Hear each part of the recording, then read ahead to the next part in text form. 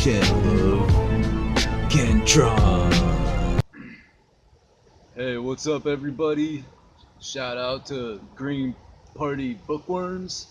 I just finished up Life on Earth. Yeah, I just completed Life on Earth, written by Mike Dooley. Uh, Understanding who we are, how we got here, and what may lie ahead. This book is a pretty interesting read. It's got some gems in it. It's got some jewels in it.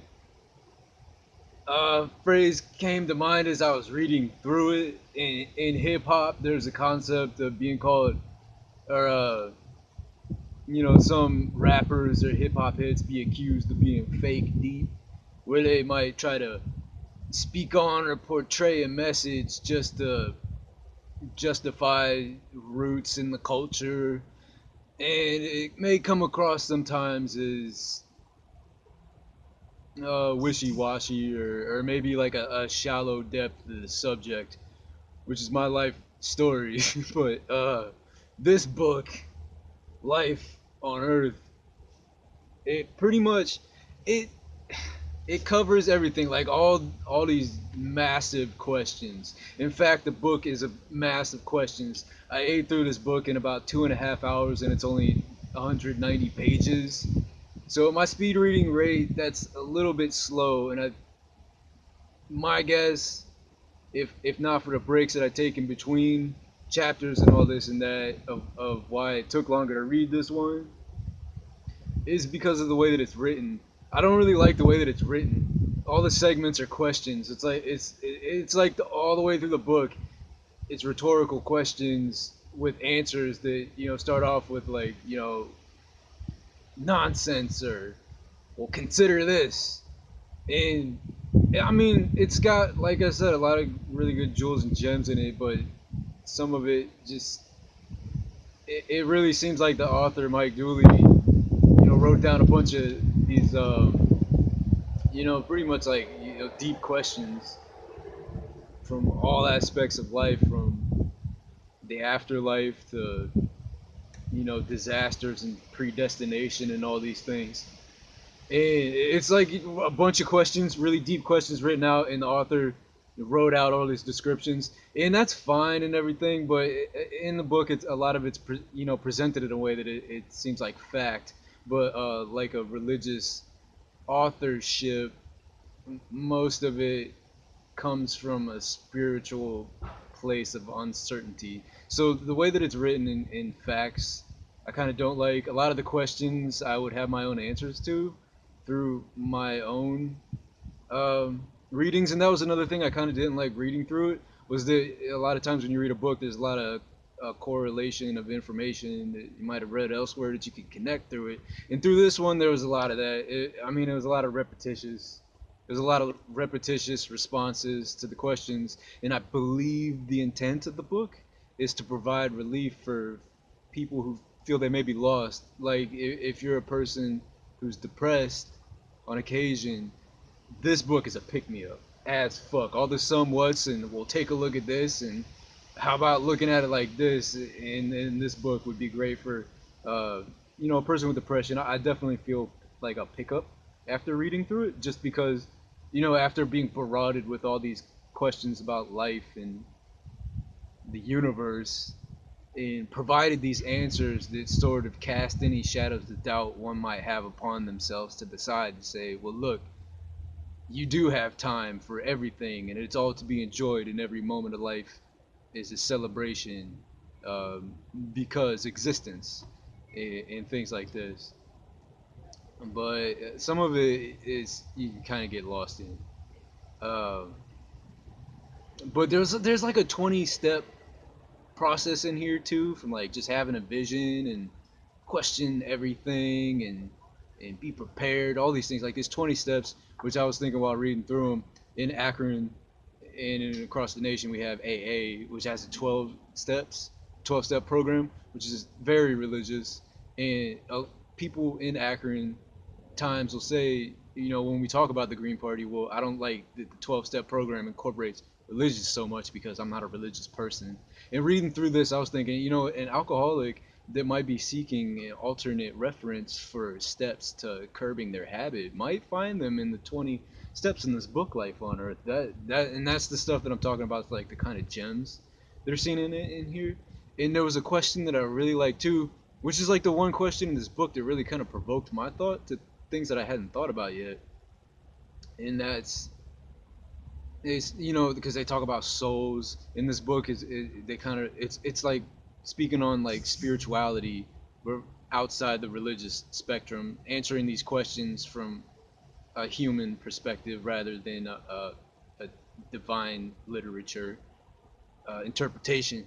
And that question was asked, like, for the past 12,000 years, human souls have been interacting with consciousness, and during that 12,000 years, there's never been more than a billion people. There's always been less than a billion people. And then 200 years ago, after 12,000 years, we finally hit 1 billion people. After 12,000 years, we hit 1 billion people. 200 years later, we have 7 billion people. This book asked the question, where'd all that extra soul matter come from? Like, where are these extra souls coming from? We're talking about an excess of 7 billion. So, if we share a collective soul, I mean, the answer to the question in here is kind of like wishy-washy things that I just kind of feel like a lot of people might pass off because it sounds good, and maybe even feels a little bit good to read and think about, but it provoked my thought, it made me wonder more questions like, when we expand ourselves so greatly, does our soul composition or does our spiritual composition, that 21 grams that exits our body when we die, does is that affected? Is that drained? Do we feel less spiritual with the dramatic increase of like human vessels to incorporate souls with? Do we feel spiritually drained? Do we feel connected to drained, or do we feel like a supercharge? Do we feel like supercharged up? And I would answer that question from my own experiences. Yes, supercharged up. The addition of 7 billion extra vessels sharing souls, I feel supercharged. And I feel supercharged, and I feel that about people in the human race. But that's my own interpretation, and that's not inside this book. But what is also inside this book is something that I kind of reflect on often, and it references the universe as God, and it also references angels as being anyone. Um, so it does go into religious scripture, and I thought that part funny because I talk often myself about the universe and God is being described. You can talk about the universe from a scientific perspective. You say yes, the universe, everything, all that it is, everything is God. And in a scripture, God is defined with physical characteristics and traits, whereas to say, man was created in the image of God, which gives God human-like qualities, physical presence, characteristic traits, which is something that you can talk about angels with. By the description and religious scripture, you can talk about angels like that. And in this book, it references angels as being like everybody else, just anybody that helps. And that's where, reading through this book to me seems kind of like, well, this author can say anything, as long as it sounds good for his readers, and maybe that's the intent. But I would disagree with that,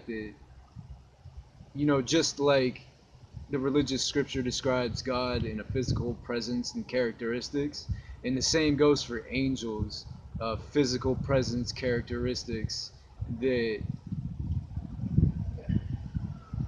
represent or translate or describe something else.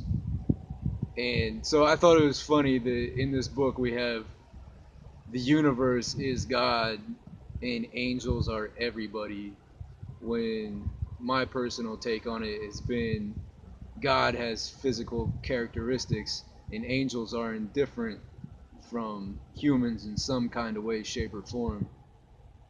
So, I mean, that's my own personal interpretation. I would recommend reading this book. Anyone that's sad, read through it because it's a pick me up in a lot of ways. But if you're looking for reference and factual information about a lot of the biggest questions to mankind, whether it be predestination, are we alone in the universe, just these huge questions. Is there an afterlife? One of the statements in here was like, not a raindrop that falls on your head is by accident or without affecting the entire universe around it. I kind of like that. There's a quote in it that also said, "There are no victims, only volunteers." And I kind of like that too. And what I kind of didn't like was it talked about, reincarnation and predestination from that perspective, like, oh, I've been there and I know what I'm talking about, and like everything was written before you and you chose to be here. And it goes into that kind of talk, which is like a whole nother, spectrum, spirituality and religion to look at. But what I don't like about it is it's pretty assumptive. And maybe there is the likelihood that the human form's meant to live a lot longer than it is, and we're not storing information as long as we really need to. And so there's this like weird between point where we can collect everything that we've learned in this short amount of time that we're given on this earth, to like keep it and store it until we can get back to a divine uh, a divine amount of time that we're capable of on planet Earth. Maybe that's what it is and everything, but seeing is believing, and so I don't want to really believe it yet. So reading through this book, there's a lot of times where I kind of hit these walls where I question it,